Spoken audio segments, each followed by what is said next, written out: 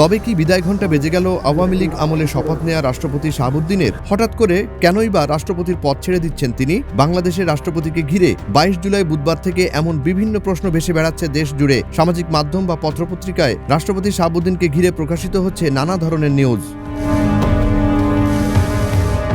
2023 সালের এপ্রিলে শপথ নেয়া বাংলাদেশের 22তম রাষ্ট্রপতি শাহাবুদ্দিন শারীরিক অসুস্থতাজনিত কারণ দেখিয়ে রাষ্ট্রপতির পদ থেকে পদত্যাগ করতে পারেন বলে সংবাদ প্রকাশিত হয়েছে বেশিরভাগ গণমাধ্যমে। এসব সংবাদে জানা যায় যত শিগগির সম্ভব রাষ্ট্রপতির পদ ছাড়ছেন তিনি। বঙ্গভবনের একাধিক কর্মকর্তা গণমাধ্যমকে জানান, রাষ্ট্রপতি ইতোমধ্যে পদত্যাগের সিদ্ধান্ত নিয়েছেন এবং পদত্যাগপত্রও তৈরি করা হয়েছে। জানা যায় কয়েকদিন আগে অধস্তন কর্মকর্তাদের চলতি মাসের মধ্যেই বঙ্গভবন ছাড়ার মৌখিক নির্দেশনা দেয়া হয়। রাষ্ট্রপতি মনোনীত কয়েকজন কর্মকর্তা ইতোমধ্যে ব্যক্তিগত মালামাল গুছিয়ে নিয়েছেন।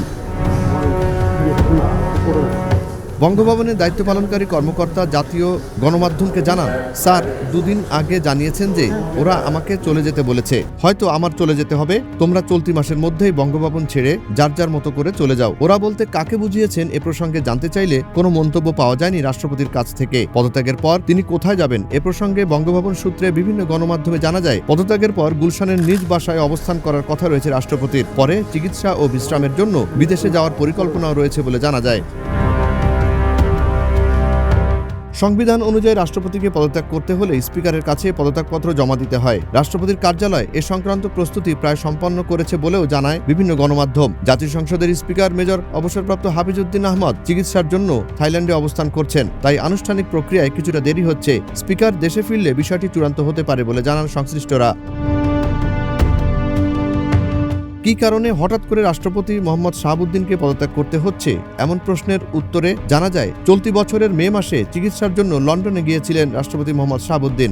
অভিযোগ উঠেছে, লন্ডনে অবস্থানকালে তিনি অতি গোপনীয়তা রক্ষা করে ভারতে অবস্থানরত সাবেক প্রধানমন্ত্রী শেখ হাসিনার সঙ্গে ফোনালাপ করেন তিনি। 18 মে দেশে ফেরার পর একাধিক গোয়েন্দা সংস্থা এ তথ্য উদ্ঘাটনে মাঠে নামে। সূত্রের দাবি, রাষ্ট্রপতির পদত্যাগের পেছনে মূলত দুটি বিষয় কাজ করতে পারে।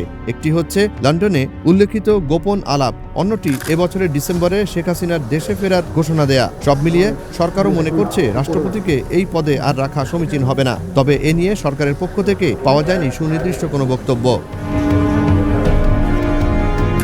জুনায়েদ আলী সাকি, বৈশাখী সংবাদ।